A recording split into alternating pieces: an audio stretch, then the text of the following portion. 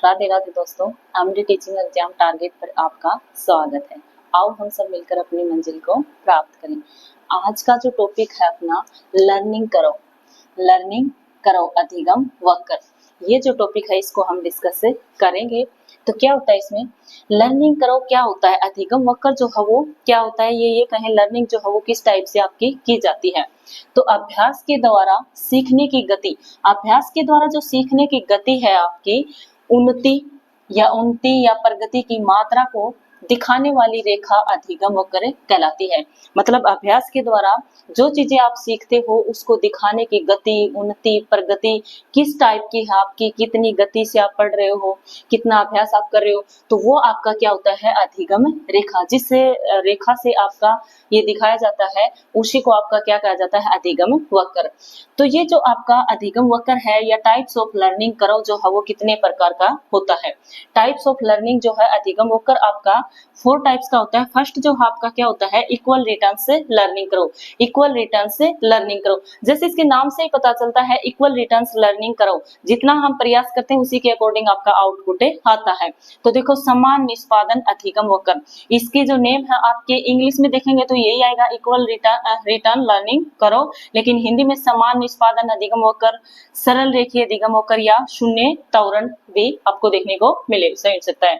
First क्या होता है आपका, इस टाइप से ये आपका प्रयास जो है और परिणाम जो है वो एक्स एक्सिस, ये आपका 45 डिग्री का एंगल जो है, इस ये लाइन जो आपकी बनाती है, इसमें जितने प्रयास आपके द्वारा किए जाते हैं उतना ही आपका परिणाम जो है ये देखने को मिलता है भाई।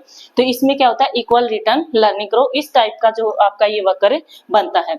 सेकंड जो है आपका डिक्रीजिंग लर्निंग करो। डिक्रीजिंग लर्निंग करो, तो ये क्या होता है, ह्रास निष्पादन अधिगम वक्र या नकारात्मक अधिगम वक्र।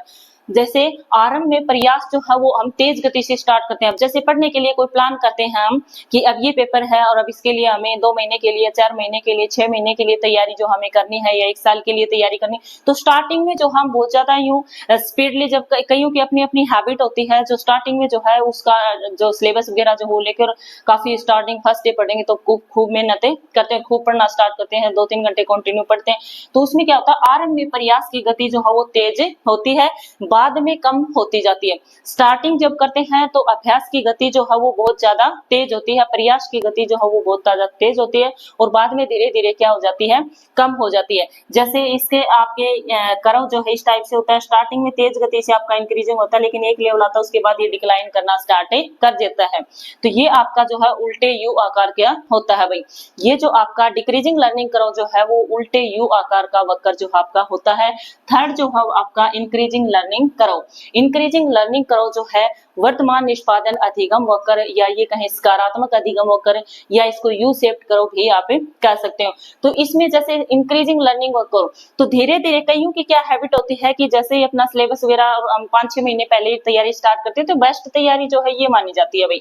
जो जब हम 6-7 महीने पहले कोई पेपर है, हमें पता है कि वैकेंसी आने वाली है, तो उसको लेके हम धीरे धीरे सिलेबस वगैरह धीरे धीरे अपनी लर्निंग स्टार्ट करते हो, और फिर हम उसकी स्पीड जो है प्रयास की इंक्रीज करते हैं। तो वो जो है ये अच्छी भी होती है, धीरे धीरे हम स्टार्टिंग करते हैं और फिर आपकी स्पीड जो है वो इंक्रीज होती जाती है। तो ये जो आपका यू शेप का कर्व जो है बनता है भाई, increasing learning curve. Next fourth जो है आपका यूज एस शेप्ड कर्व जो है आपका होता है, मिश्रित आकार का अधिगम वक्र होता है। एस शेप्ड कर्व जो होता है या मिश्रित आकार का वक्र होता है। मिश्रित आकार का वक्र जो इसके नाम से ही पता चलता है, पहले धीरे करते हैं, फिर इंक्रीज करते हैं, फिर आपका धीरे हो जाता है। मतलब कभी तेज गति से हम प्रयास करते हैं, फिर धीरे हो जाते हैं, फिर तेज हो जाते हैं, फिर धीरे हो जाते हैं। तो ये सीक्वेंस आपका ऐसे ही चलता रहता है, कभी पढ़ लिए कभी छोड़ दिया, कभी पढ़ लिए कभी छोड़ दिया। तो इस टाइप का जो होता है एस शेप का वक्र होता है। और सबसे बेस्ट की अगर बात की जाए तो आपका इंक्रीजिंग लर्निंग करो जो है वो बेस्ट होता है, धीरे धीरे करके हम और फिर स्पीड जो है वो आपकी इंक्रीज होती है। इस टाइप से ये आपके लर्निंग वक्र जो है वो आपके 4 टाइप्स के थे भाई। इस टाइप से इसके नोट्स वगैरह आप बना सकते हो। तो आप ये